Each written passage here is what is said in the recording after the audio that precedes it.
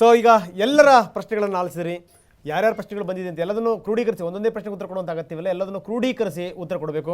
ಕೇಶವ್, ನಾನು ನಿಮ್ಮಿಂದ ಆರಂಭ ಮಾಡ್ತಾ ಇದ್ದೀನಿ. ಕೊನೆಯದಾಗಿ ಏನು ಹೇಳ್ತೀರಿ ಸಂಕ್ಷಿಪ್ತವಾಗಿ? ಸುತ್ತೂರು ಮಠದ ಬಗ್ಗೆ 2 ಕೋಟಿ 4 ಕೋಟಿ ತಗೊಳ್ತಾರೆ ಅಂತ ಹೇಳಿದ್ರು. ಅದು ಭಾಳ ಇದು ನನಗೆ ಭಾಳ ಬೇಜಾರಾಗಿದೆ. ನಮ್ಮ ಸಮಾಜದಲ್ಲಿ ನಮ್ಮ ಚಂದ್ರಿಕಾ ಪಾಟೀಲ್ ಅವ್ರು ಹೇಳ್ದಂಗೆ ಎಲ್ಲ ಮಠಾಧೀಶ್ವರುಗಳು ಎಷ್ಟು ಕೆಲಸಗಳು ಮಾಡ್ತಾ ಇದ್ದಾರೆ, ಎಂತೆಂಥ ಕೆಲಸಗಳು ಮಾಡ್ತಾ ಇದ್ದಾರೆ ಅಂತ ಒಂದು ಹೇಳೋದಕ್ಕೆ ಬಯಸ್ತೀನಿ. ಮತ್ತು ನನ್ನ ಸ್ವಾಮೀಜಿಗಳಿಗೆ ಕಿವಿ ಮಾತಾಡೋದಕ್ಕೆ ಅಂತ ನನಗೆ ಒಂದು ಹೆಣ್ಮಗು ಹೇಳೋದು ಎಂಥ ಒಂದು ಒಳ್ಳೆ ವಿಚಾರ. ಯಾಕೆಂದರೆ ನಾನು ಮೊದಲನೇದಾಗೆ ಹೇಳಬೇಕು ಅಂತಿದ್ದೆ ಆ ವಿಚಾರನ. ಇಂಥ ಒಂದು ಯಂಗ್ಸ್ಟರ್ ಇವತ್ತಿನ ದಿನ ಹೆಣ್ಣುಮಗು ಹೇಳಿದಾಳೆ ಅಂದರೆ ಆ ಕಾಲದಲ್ಲಿ ಆ ಮಹಾರಾಜರುಗಳು ಸ್ವಾಮೀಜಿಗಳನ್ನ ಕರೆಸ್ಬಿಟ್ಟು ಎಲ್ಲ ಒಂದು ಮಾಡ್ತಾ ಇದ್ರು ಅಂತ. ಅದೇ ರೀತಿಯಲ್ಲೇ ಇವತ್ತು ಆಗಬೇಕಾಗಿದೆ. ಈ ಸ್ವಾಮೀಜಿಗಳು ಎಲ್ಲ ದೊಡ್ಡವರು, ನಮ್ಮ ಇವ್ರು ಹೇಳಿದ್ರು ಒಂದು ಮುರುಘಾ ಸ್ವಾಮಿಗಳು ರೈತರದ್ದು ಒಂದು ಮಾಡಿದ್ರು ಅಂತ, ಅದೇ ರೀತಿಯಲ್ಲಿ ನಡಿಬೇಕು. ಯಾವುದೋ ಏನು ಬೀದಿಗೆ ಬರೋದಲ್ಲ. ಎಲ್ಲ ಸ್ವಾಮೀಜಿಗಳು ಎಲ್ಲ ಇರ್ರೆಸ್ಪೆಕ್ಟ್ of the all the caste ಎಲ್ಲರೂ ಬಂದು ಒಂದು ಕರೆದು ನೀನು ಹಿಂಗೆ ತಪ್ಪು ಮಾಡ್ತಾ ಇದೆಯಾ ಹಿಂಗೆ ಮಾಡಿ ಅಂತ ಹೇಳಬೇಕು. ಎಲ್ಲ ಸ್ವಾಮಿಗಳು, ಎಲ್ಲ ರಾಜಕೀಯ ಏನೋ ಎಲ್ಲ ಥರದ ಜಾತಿ ರಾಜಕೀಯ ಎಲ್ಲ ಇವರು ಸ್ವಾಮೀಜಿಗಳು ಕರೆಸ್ಬೇಕು ಅಂತ ಒಂದು ಹೇಳ್ತೀನಿ. ಮತ್ತು ನನಗೆ ಒಂದು ಭಾರದ್ವಾಜರಲ್ಲಿ ನಿಮ್ಗೆ ಕೇಳ್ಕೊಳ್ಳೋದು, ಈ ಜನ ಎಲ್ಲ ಮಾತಾಡಿದ್ದು ನಾನು ಕೇಳ್ಕೊಂಡೆ, ನನಗೆ ಭಾಳ ಖುಷಿ ಆಯಿತು. ಮತ್ತು ನಾನು ಒಂದು ಸಮಾಜದಲ್ಲಿ ನಾನು ಇದ್ದೀನಿ. ನಾನು ಇರೋದು 25 ಸಂಘ ಸಂಸ್ಥೆಗಳಿದ್ದೀನಿ. ನನ್ನ ಹತ್ರ ಎಲ್ಲ ಥರದಲ್ಲೂ ನಾನು ಎಲ್ಲ ಜಾತಿಗಳ ಜೊತೆ ಇರೋ ನಾನು ನಿಮ್ಮಲ್ಲಿ ರಿಕ್ವೆಸ್ಟ್ ಮಾಡ್ಕೊಳ್ಳೋದು, ಪ್ಲೀಸ್ ಒಂದನ್ನು ನೀವು ಏನು ಮಾಡಿ ಅಂದರೆ ಎಲ್ಲ ಜಾತಿಯ ಸ್ವಾಮೀಜಿಗಳು ಮತ್ತು ಎಲ್ಲ ಮಹಾಸಭಾದ ಮುಖ್ಯಸ್ಥರನ್ನು ಕರೆದು ಒಂದು ಒಳ್ಳೆ ವೇದಿಕೆ ಮಾಡಿ ಸರ್, ದಯವಿಟ್ಟು. ಯಾಕೆ ಅಂದರೆ ಇದು ಬೇಕು, ಈ ಸಮಾಜಕ್ಕೆ ಬೇಕು, ಆ ಸಮಾಜ ನೋಡಬೇಕು. ಎಲ್ಲ ಸ್ವಾಮಿಗಳು ಬಂದರೆ ಒಂದು ಒಳ್ಳೆ ವೇದಿಕೆ ಆಗುತ್ತೆ ಅಂತ ಹೇಳಿ ನನ್ನ 2 ಮಾತುಗಳನ್ನು thank you very much Keshav. Srinivas, ಮಠ ಛಾತ್ರಾದಿ ನಿಲಯಂ ಅಂತ, ಈ ಮಠ ಅನ್ನ ಹಾಕಕ್ಕೆ ಇರೋದು, ಶಿಕ್ಷಣ ಕೊಡೋಕ್ಕೆ ಇರೋದು. ಇವತ್ತಿನ ಶಿಕ್ಷಣ ಸಂಸ್ಥೆಗಳು ಅವತ್ತು ಮಠದಲ್ಲೇ ನಡೀತಾ ಇದ್ದದ್ದು. ಅದಕ್ಕಾಗಿ ಮೌಲ್ಯಾಧಾರಿತವಾಗಿ ಅಂದರೆ ಸಂಸ್ಕೃತಿಯಲ್ಲಿ ಯಾರು ಬೆಲೆ ಇಟ್ಟಿರ್ತಾರೋ ಅವರೆಲ್ಲರೂ ಕೂಡ ಮಠಕ್ಕೆ ಗೌರವ ಮಾಡೇ ಮಾಡ್ತಾರೆ. ನಾನು ಕೂಡ ಅಂಥದ್ದೇ ಒಂದು ವ್ಯಕ್ತಿಯಾಗಿರ್ತೀನಿ. ಯಾಕೆಂದರೆ ನನಗೂ ನೋವಾಗ್ಬಿಡುತ್ತೆ. ಇಂಥ ಮಠಗಳ ಸ್ವಾಮೀಜಿ ಒಬ್ಬೊಬ್ಬರು ಒಂದೊಂದು ಕ್ವಶನ್ನ ಕೇಳಿದ್ರು, ಒಂದೊಂದು ಪ್ರಶ್ನೆಯನ್ನು ಕೇಳಿ ಅವ್ರನ್ನ ಎಂಥ ಡಿಗ್ರೇಡ್ಗೆ ಬೇಕೋ ಅಂತಹ ಡಿಗ್ರೇಡ್ಗೆ ತರ್ತಾರೆ. ಅದಕ್ಕಾಗಿ ಇಂತಹ ಸ್ವಾಮೀಜಿಗಳು ಆ ಪರವಾಗಿ ಇಲ್ಲದೇನೆ ಜನಗಳಿಗೆ ಹೌದು ಎಲ್ಲರ ಪರವಾಗಿ ಇವರು ಆಶೀರ್ವಾದವನ್ನ ಅದ ಧೈರ್ಯವನ್ನ ತುಂಬಬೇಕೇ ವಿನಃ ತಾನೇ ರಾಜಕೀಯದಲ್ಲಿ ಹೋಗಿ ಮಾಡುವಂಥದ್ದು ತಪ್ಪಾಗಿರುತ್ತೆ. ಈಗ ಇನ್ನೊಂದು ಇವ್ರು ಹೇಳಿದ್ರು, ನಟರಾಜ್ ಅವರಾಗಿರ್ಬೋದು, ಕೇಶವ್ ಅವರಾಗಿರ್ಬೋದು, ಅವರೆಲ್ಲ ಒಳ್ಳೊಳ್ಳೆ ಎಲ್ಲ ವಿಚಾರಗಳನ್ನು ಹೇಳಿದ್ರು ನಮಗೆ. ಅಂದರೆ ನಾವು ಧರ್ಮಶ್ರದ್ಧೆಯನ್ನು ಯಾವ ರೀತಿ ಬೆಳೆಸಬೇಕು ನೋಡಿ. ಅವರು ಮುಸ್ಲಿಂ ಅವರು ಆ ಒಂದು ಏನು ಧರ್ಮಶ್ರದ್ಧೆ ಇದೆ ಅದು ನಮ್ಮಲ್ಲಿ ಬರಬೇಕು. ಶಿಕ್ಷಣ ವ್ಯವಸ್ಥೆ, ಕ್ರಿಶ್ಚಿಯನ್ನವರ ಶಿಕ್ಷಣ ವ್ಯವಸ್ಥೆ ನಮ್ಮ ಧರ್ಮದಲ್ಲಿ ಬರಬೇಕು. ನಾವು ಈ ಭಾರತ ಮೊದಲನೇ ಸಾಲಿನಲ್ಲಿ ಬರ್ತೀವಿ ಅಂತ ಹೇಳಿದ್ರೆ ಈ ಜಾತ್ಯತೀತ ರಾಷ್ಟ್ರ ಅಂತ ಹೇಳ್ತೀವಲ್ಲ ನಾವು, ಆ ಜಾತ್ಯತೀತ ರಾಷ್ಟ್ರ ಪರಿಕಲ್ಪನೆ ಹೊರಟೋಗ್ಬಿಡ್ಬೇಕು. ಯಾಕೆ ಅಂತ ಕೇಳಿದ್ರೆ ನಾವೆಲ್ಲ ಮಾನವರು ಹೆಂಗಿರ್ತೀವಿ, ನಮ್ಮ ಸಮಸ್ಯೆಗಳನ್ನು ಅಳುಲನ್ನು ನಾವು ನಿಜವಾಗ್ಲೂ ಬಸವಣ್ಣವರ ಮಾನವತಾವಾದ ಏನಿದೆಯಲ್ಲ ಅದು ಬರಬೇಕು. ಖಂಡಿತವಾಗ್ಲು. ಈಗ ಇನ್ನೊಂದು ಬಸವಣ್ಣ ಅವರ ಒಂದು ದೊಡ್ಡ ವಾಕ್ಯ ಹೆಂಗೆ ಅಂದ್ರೆ, ಪರಸತಿಯನ್ನು ಒಲ್ಲೆಯಿಂದ ಅಂದ್ರೆ ಬೇಡವೇ ಬೇಡ, ಪರಸತಿ ಬೇಡ, ಪರಧನ ಬೇಡ ಅಂತ ಹೇಳೋರು. ಈಗ ಎಲ್ಲರ ಪರಧನರ ಮೇಲೆ ಆಸೆ ಇಟ್ಕೋಂಥ ಒಂದು ಜನಾಂಗ ಮತ್ತು ಎಲ್ಲವೂ ಅದೇ ಥರ ಬೆಂಬಲಿತ ಆಗ್ಬಿಡುತ್ತೆ. ಇವರು ಸಭಾದವರು ಹೇಳಿದ್ರು ಅಥವಾ ಸ್ವಾಮೀಜಿಗಳು ಹೇಳಿದ್ರು, ಇವತ್ತು ಸ್ವಾಮೀಜಿಗಳು ಆ ರಾಜಕೀಯದ ಬಗ್ಗೆ ಹೋರಾಟ ಮಾಡ್ತಾರೆ ಅಲ್ವಾ, ಅದೆಲ್ಲ ಬಿಟ್ಬಿಟ್ಟು ಸರ್ಕಾರದಲ್ಲೇ ನಮ್ಮ ಜಾತಿಯ ವ್ಯವಸ್ಥೆಯನ್ನು ತೆಗೆದಾಕ್ಬಿಡಿ. ಆ ಫಾರ್ಮಲ್ಲಿ ಏನಿದೆ ನಿಮ್ಮ ಜಾತಿ ಅಂತ ಏನು ಹೇಳ್ತೀರಾ ಅದನ್ನ ತೆಗೆದಾಕ್ಬಿಡಿ. ಅದನ್ನ ಮೊದಲು ಮಾಡಬೇಕು. ಅವರೆಲ್ಲ ಸ್ವಾಮೀಜಿಗಳೆಲ್ಲ ಹೋರಾಟ ಮಾಡಿ ಇವರು ಸಭಾದವರು ಎಲ್ಲ ಸಭಾದವ್ರನ್ನ ಕರೆಸಿ ಅಂದ್ರಲ್ಲ, ಆ ಸಭವೇ ನಮಗೆ ಬೇಡ. ಯಾವ್ದು ಒಳ್ಳೆ ಕೆಲಸ ಮಾಡುತ್ತೋ ಅದನ್ನ ಅಂಗವಿಕಲರು, ಒಳ್ಳೆ ಮಠಗಳಿವೆ, ಅಂಗವಿಕಲರನ್ನು ನೋಡ್ತಾ ಇರುವೆ, ಅಥವಾ ಇನ್ಯಾವುದೋ ಗೋಶಾಲೆಯನ್ನು ಮಾಡಿವೆ, ಅಥವಾ ಯಾವುದಾದ್ರು ಒಂದು ಒಳ್ಳೆ ಶಿಕ್ಷಣವನ್ನು ಕೊಡಬೇಕು ಅಂತ ಯೋಚನೆ ಮಾಡುವಂತಹ ಶಕ್ತಿ ಮಠಗಳಿಗಿವೆ. ಅಂತಹ ಮಠಗಳು ಹೀನಾಯ ಸ್ಥಿತಿಗೆ ಬಂದು ಈಗ ಜನರ ಮಧ್ಯದಲ್ಲಿ ಉಗಿಸ್ಕೊಳ್ಳುವಂತಹ ಲೆವೆಲ್ಗೆ ಬಂದ್ಬಿಟ್ರೆ ನಿಜವಾಗಲೂ ಅದಕ್ಕಿರುವಂತಹ ಮರ್ಯಾದೆ ಕಳೀತಾ ಇದಾರಲ್ಲ ಅನ್ನೋದು ನಮ್ದು ಅಷ್ಟೇ ದುಃಖ. ಸ್ವಾಮೀಜಿ, ತಾವೇನು ಹೇಳ್ತೀರಿ ಕೊನೆಯದಾಗಿ? ಇಡೀ ಸಮಾಜದ ಒಳಗಡೆ ನಾವು ನಿಟ್ಟು ಸಮಾಜಕ್ಕೆ ಮಹಮ್ಮದೀಯ ಬೇರೆ ಅಲ್ಲ, ಪಾಶ್ಚಾತ್ಯ ಬೇರೆ ಅಲ್ಲ, ಹಿಂದೂ ಬೇರೆ ಅಲ್ಲ, ಅವ ಬೇರೆ ಅಲ್ಲ, ಇವ ಬೇರೆ ಅಲ್ಲ, ಎಲ್ಲ ಒಂದೇ ಅಂತ ಬಾಳುವಂಥ ವ್ಯಕ್ತಿತ್ವ ಯಾರಿದೆ ಅವರೇ ಸ್ವಾಮೀಜಿಗಳು. ಅಂಥ ಸ್ವಾಮೀಜಿಗಳು ಇದ್ದಾರೆ ಈಗಲೂ. ಇಲ್ಲದೆ ಹೋಗಿದ್ದಿದ್ರೆ ಇಷ್ಟೊಂದು ಬೆಳವಣಿಗೆ ಆಗ್ತಾ ಇರಲಿಲ್ಲ ರಾಜ್ಯದಲ್ಲಿ. ನಿಜ ಸತ್ಯಗಳು ಅವೆಲ್ಲ. ಎಷ್ಟೋ ಜನ ಆ ಹೆಣ್ಮಗಳು ಹೇಳ್ದಂಗೆ ಮಠಗಳಿರ್ಬೋದು ಅಥವಾ ಅಲ್ಲಿ ತೊಗೊಳ್ಳೋವಂಥ ಡೊನೇಷನ್ನು ಅಥವಾ ಇನ್ನೊಂದು ಏನೋ ತಗೋತಾರೆ, ಅವ್ರು ಅಲ್ಲೇ ಚೆಲ್ತಾರೆ.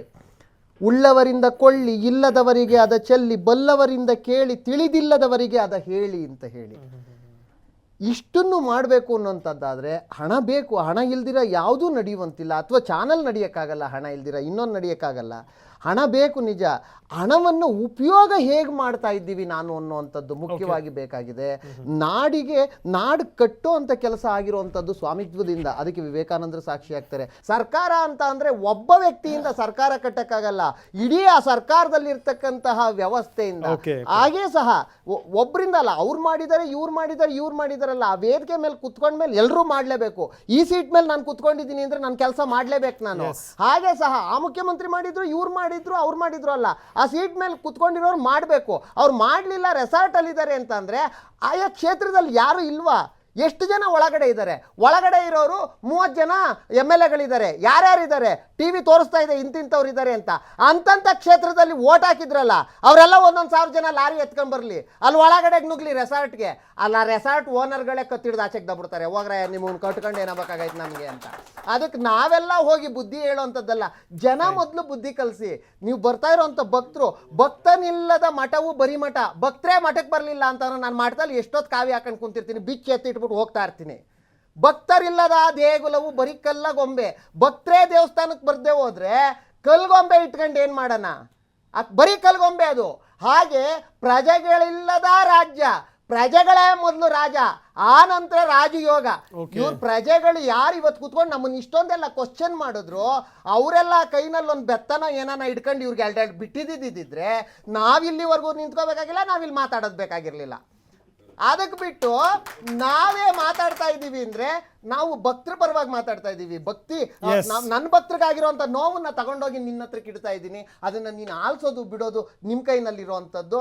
ಹಾಗೆ ಸಹ ಇವತ್ತು ಮಾಧ್ಯಮಗಳು ಮುಂದುವರೆದು ಬಂದಿರೋದ್ರಿಂದ ಕೆಲವು ಸ್ವಾಮಿಗಳು ಮುಂದಕ್ಕೆ ಬರ್ತಾ ಇದ್ದಾರೆ. ಮಾಧ್ಯಮಗಳು ವೀಕ್ ಆಗಿತ್ತು ಆಗಿನ ಕಾಲದಲ್ಲಿ, ಅಥವಾ ಅಂದರೆ ಪ್ರಚಾರ ಕಮ್ಮಿ ಆಗಿತ್ತು. ಇವತ್ತು ಪ್ರಚಾರ ಬೇಗ ಸಿಗ್ತಾ ಇದೆ. ಆ ಪ್ರಚಾರಗಳು ಬೇಗ ಸಿಕ್ಕೋದ್ರಿಂದ ಸ್ವಾಮಿಗಳು ಬೇಗ ಬೆಳೆದು ಬಿಡ್ತಾರೆ. ಸ್ವಾಮಿಗಳು, ರಾಜಕಾರಣಿಗಳು ಎಲ್ಲ ಬೆಳೆದು ಎಮ್ಮರ ಆಗ್ಬಿಡ್ತಾರೆ.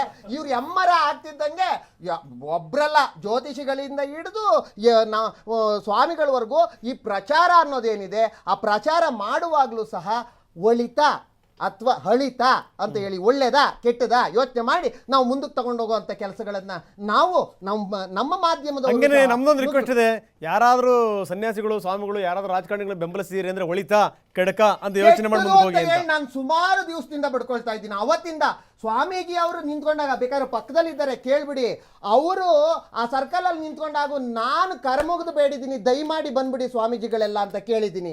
ಯಾತಕ್ಕೋಸ್ಕರ ಕೇಳಿದ್ದೀನಿ ಅಂತಂದ್ರೆ, ಅದು ನಾವು ಹೋಗಿ ಒಬ್ಬ ವ್ಯಕ್ತಿಯನ್ನ ಒಳ್ಳೇದು ಮಾಡ್ತಿದೀವೋ ಕೆಟ್ಟದ್ದು ಮಾಡ್ತಿದೀವೋ, ನಾವಂತೂ ಕೆಟ್ಟೋರಾಗ್ತಾ ಇದೀವಿ. ನಮ್ಮನ್ನ ನಾವು ಕೆಟ್ಟದ್ದು ಮಾಡ್ಕೊಳ್ಳೋದು ಬೇಡ ಅನ್ನೋದಾದ್ರೆ ನಮ್ಮ ಮಠಕ್ಕೆ ಬಂದಾಗ ನಾವು ಬುದ್ಧಿ ಹೇಳೋಣ, ಅಥವಾ ನಮ್ಮ ಮಠಕ್ಕೆ ಬಂದಾಗ ಹಿಂಗ್ ಮಾಡು ಹಿಂಗ್ ಮಾಡಬೇಡ ಅಂತ ಹೇಳೋಣ. ಅವ್ನು ಮಾಡಿದ್ರೆ ಮಾಡ್ಕೊಳ್ಳಿ, ಮಾಡದೇ ಇದ್ರೆ ಹಾಳಾಗೋಗ್ಲಿ, ಅವನ ಹಣೆಪಾಡೋದು. ಅದನ್ನ ಬಿಟ್ಟು ನಾನೇ ಹೋಗ್ಬಿಟ್ಟು ಅವನಿಗೆ ನೀನು ಹಿಂಗೆ ಮಾಡು ನೀನು ಹಿಂಗೆ ಮಾಡು ಅನ್ನೋಕೆ ನಾನು ಯಾರು? Yes, okay, fine fine Swamiji, ಚೆನ್ನಾಗಿ ಮಾತಾಡ್ತೀರಿ. ಶಾಂತಿವರ್ಮ ಸ್ವಾಮಿಗಳೇ, ಎಲ್ಲದನ್ನು ಆಲಿಸಿದಿರಿ, ಎಲ್ಲ ಪ್ರಶ್ನೆಗಳನ್ನ ಆಲಿಸಿದಿರಿ, ಕೊನೆಯದಾಗಿ ಏನು ಹೇಳ್ತೀರಿ? ಅನೇಕರು ಅನೇಕ ರೀತಿಯಲ್ಲಿ ತಮ್ಮ ತಮ್ಮ ಒಂದು ಸ್ವಇಚ್ಛೆಗೆ ಅನುಗುಣವಾಗಿ ವ್ಯಾಖ್ಯಾನ ಮಾಡಿದ್ದಾರೆ. ಇಲ್ಲಿ ಈಗ ರಾಜಕೀಯದಲ್ಲಿ ಸ್ವಾಮೀಜಿಗಳ ಬೇಕೇ ಬೇಡವೇ ಒಂದು. ನಾನು ಹೇಳ್ತೇನೆ, ಸ್ವಾಮಿಗಳು ಎಲ್ಲ ಕ್ಷೇತ್ರದಲ್ಲೂ ಇದ್ದಾರೆ, ಅವತ್ತು ಇದ್ದಾರೆ, ಇವತ್ತಿದ್ದಾರೆ, ಮುಂದಕ್ಕೂ ಇರ್ತಾರೆ ಒಂದು. ಈಗ ಅನೇಕರು ಇವರು ಹೇಳಿದ್ರು, ಅವ್ರ ಗುರುಗಳಾಗಿದ್ದರು, ಅವರು ಆಗಿನ ಪದ್ಧತಿನೇ ಬೇರೆ, ಈಗಿನ ಪದ್ಧತಿನೇ ಬೇರೆ. ಇದು ಆಶ್ರಮ ಧರ್ಮದಲ್ಲೂ ಕೂಡ ಸನ್ಯಾಸಾಶ್ರಮ ಇರ್ತಾನೆ, ಸ್ವಾಮಿಗಳು ಬರಲಿಲ್ಲ ಅಲ್ಲಿ. ಸ್ವಾಮಿಗಳು ಸಮಾಜದ ಮುಖಿಯಾಗಿರ್ತಾರೆ, ಸಮಾಜದಲ್ಲಿ ಇದ್ದವರೇ, ಅವ್ರು ಸಮಾಜ ಬಿಟ್ಟು ಇರ್ಲಿಕ್ಕೆ ಸಾಧ್ಯವಿಲ್ಲ, ಯಾವ ಸ್ವಾಮಿಗಳು ಇರ್ಲಿಕ್ಕೆ ಸಾಧ್ಯವಿಲ್ಲ. ಇದು ಹಂಗೆ ಇರಬೇಕಾದ್ರೆ ಹಿಮಾಲಯದಲ್ಲಿ ಹೋಗಿ ಕೂತ್ಕೊಂಡು ತಪಸ್ ಮಾಡಬೇಕು, ಸನ್ಯಾಸಿಗಳಾಗಬೇಕು. ಸ್ವಾಮಿಗಳೇ ಬೇರೆ, ಸನ್ಯಾಸಿಗಳೇ ಬೇರೆ, ಇಲ್ಲ ಅದನ್ನು ಅರ್ಥ ಮಾಡ್ಕೋಬೇಕು. ಆದ್ದರಿಂದ ಇವತ್ತಿನ ನಾನು ನಮ್ಮ ಸಾಧು ಸಮಾಜದಲ್ಲಿ ಒಂದಾನೊಂದು ಕಾಲ ಇಂದಿರಾ ಗಾಂಧಿ ಪ್ರೈಮ್ ಮಿನಿಸ್ಟರ್ 86 ಜನ ಸಾಧುಗಳನ್ನ MP ಗಳು ಗೆಲ್ಲಿಸಿದ್ದೆ ಆ ಕಡೆ ನಾರ್ತ್ ಇಂಡಿಯಾದಲ್ಲಿ. ಇನ್ನು ಸೌತ್ ಇಂಡಿಯಾದಲ್ಲಿ ಅದು ಇನ್ನೂ ಚುರುಕು ಆಗಬೇಕು. ಹಾಗೆ ನೋಡಿ ಅಲ್ಲಿ ಅಂತ ನಮ್ದೊಂದು ನೇರ ಪ್ರಶ್ನೆ ಇದೆ ನಿಮ್ಮ ಭಕ್ತಾದಿಗಳ ಪರವಾಗಿ, ನಿಮಗೂ ಏನಾದರೂ ಹತ್ರ ಆಸೆಗಳು ಏನಾದ್ರು ಇದೆಯಾ ಹೇಳ್ಬಿಡಿ ಅಂತ ಹೋಗಿ. ಅಲ್ಲಲ್ಲ, ನಾನು ಹೇಳ್ತೇನೆ, ಈಗ ನನಗೆ ಆಸೆ ಇದೆ ಇಲ್ಲ ಅನ್ನೋ ಪ್ರಶ್ನೆ ಅಲ್ಲ.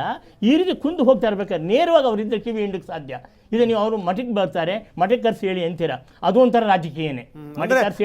ವಿಧಾನಸೌಧಕ್ಕೆ ಹೋಗಿ ಕಿವಿ ಹಿಂಡಬೇಕು ಅಂತ ಹಾಗಲ್ಲ, ತಪ್ಪು ಮಾಡಿದ ತಕ್ಷಣ ತಪ್ಪು ಮಾಡ್ತಾರೆ. ಇವಾಗ ಹೇಳಿದ್ರು ಜನಪ್ರತಿನಿಧಿಗಳು ಆರಿಸ್ಬೇಕಾದ್ರೆ ಒಳ್ಳೆ ನಡೆಸಿದ್ರಿ, ಈಗ ನಾವು ಬರ್ತಿಲ್ಲ ರಾಜಕೀಯಕ್ಕೆ. ನನ್ನ ಪ್ರಶ್ನೆ ನೇರ ಪ್ರಶ್ನೆ ಉತ್ತರ ಕೊಡಲಿಲ್ಲ. ನಿಮಗೂ ಏನಾದರೂ ಆ ಥರದ ಆಸೆ ಆಕಾಂಕ್ಷೆಗಳಿದೆಯಾ? ಅಲ್ಲ, ನಾನು ಭಾರತ ಸಾಧು ಸಮಾಜ 40 ವರ್ಷ ಅಧ್ಯಕ್ಷನಾಗಿದ್ದು ನನ್ನ ರಾಜಕೀಯದಲ್ಲಿ ಇವತ್ತು ಕೂಡ 13 ಜನ ಇದ್ದಾರೆ. ಆದ್ದರಿಂದ ಅಂತ ಸಂದರ್ಭ ಬಂದು ಓದ ತಪ್ಪೇನಿಲ್ಲ ಅಂತ ನಿರ್ಧಾರ. Okay, fine.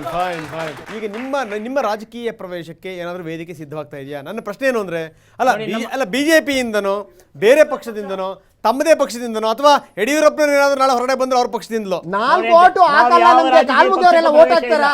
ನಾವು ದಯಮಾಡಿ ಸುಮ್ನಿರಿ ರಂಗನಾಥ್. ಅಲ್ಲ ರೀ, ಹಂಗಿದ್ದಾರೆ. ಯಾವ ರಾಜಕೀಯ ಪಕ್ಷನಿಲ್ಲ. ನಮ್ಮ ಸಾಧು ಸಮಾಜದಲ್ಲಿ ಏನಿದೆ, ಎಲ್ಲ ಅಚಾತುರ್ಯ ಇದೆ, ಅನಾಹುತ ಇದೆ, ಎಲ್ಲ ಅರಾಜಕತೆ, ಅಲ್ಲಿ ನಮ್ಮದೇ ಆದಂತ ಜನ ನಿಲ್ಲಿಸಿ ಗೆಲ್ಲಿಸ್ತೀವಿ. Okay fine. ಸ್ವಾಮೀಜಿ ಇಲ್ಲಿ ತನಕ ಬಂದ್ಬಿಟ್ಟು ಸಾಕಷ್ಟು ಮಾತಾಡಿದ್ರಿ. ಡಾಕ್ಟರ್ ಶಾಂತವೀರ ಮಹಾಸ್ವಾಮಿಗಳು ಮತ್ತು ಯೋಗೀಶ್ವರ ಶಿವಕುಮಾರ ಸ್ವಾಮೀಜಿ ಇಬ್ಬರಿಗೂ ಕೂಡ ಧನ್ಯವಾದಗಳು.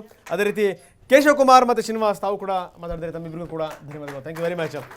ಒಂದು ಮಾತ್ರ ನಿಜ, ಸ್ವಾಮೀಜಿ ಹೇಳಿದ್ರು, ನಾವು ಸಮಯ ಸಂದರ್ಭ ನೋಡಿ, ಅಂದರೆ ಯಾರು ಏನು ಹಾದಿ ತಪ್ತಾ ಇರ್ತಾರೆ ಆ ಸಂದರ್ಭದಲ್ಲಿ ರಾಜಕಾರಣಿಗಳ ಕಿವಿ ಹಿಂಡುವಂಥ ಕೆಲಸವನ್ನು ಮಾಡೇ ಮಾಡ್ತೀವಿ ಅನ್ನುವಂಥದ್ದು. ಆದರೆ ಇಲ್ಲಿ ಒಂದು ಕ್ಲೂ ಕೊಟ್ಟರು ಸ್ವಾಮೀಜಿ, ಏನಾದರೂ ಅಗತ್ಯ ಬಿದ್ದರೆ ನಾವು ಕೂಡ ರಾಜಕೀಯ ಪ್ರವೇಶ ಮಾಡೋದ್ರಲ್ಲಿ ತಪ್ಪೇನು ಇಲ್ಲ ಅನ್ನುವಂಥದ್ದು. ಖಂಡಿತವಾಗ್ಲೂ ನೀವು ಪ್ರವೇಶ ಮಾಡೋದ್ರಲ್ಲಿ ತಪ್ಪೇನಿಲ್ಲ, ನಿಮಗೆ ಎಲ್ಲ ಹಕ್ಕುಗಳಿದೆ. ಆದರೆ ಒಂದೇ ಒಂದು ರಿಕ್ವೆಸ್ಟು, ನೀವು ಯಾರನ್ನ ಸಪೋರ್ಟ್ ಮಾಡ್ತಾ ಇದ್ದೀರಿ ಆ ಸಂದರ್ಭದಲ್ಲಿ 10 ಬಾರಿ ಯೋಚನೆ ಮಾಡಿ. ಯಾಕಂದರೆ ನಾನು ಕೊನೆಯದಾಗಿ ಹೇಳುವಂಥದ್ದು ಇಷ್ಟೇನೆ, ಬಸವಣ್ಣವ್ರ ಕಡೆಗೆ ತುಂಬ ಅದ್ಭುತವಾಗಿ ಹೇಳ್ತಾರೆ, ಲೋಕದ ಡೊಂಕ ನೀವೇಕೆ ತಿದ್ದುವರೆಯಾ, ನಿಮ್ಮ ತನುವ ಸಂತೈಸಿಕೊಳ್ಳಿ, ನಿಮ್ಮ ಮನವ ಸಂತೈಸಿಕೊಳ್ಳಿ, ಮೊದಲ ಕೆಲಸ ಮಾಡಿ, ಆಮೇಲೆ ನೀವು ಲೋಕದ ಡೊಂಕನ್ನು ತಿದ್ದಿ.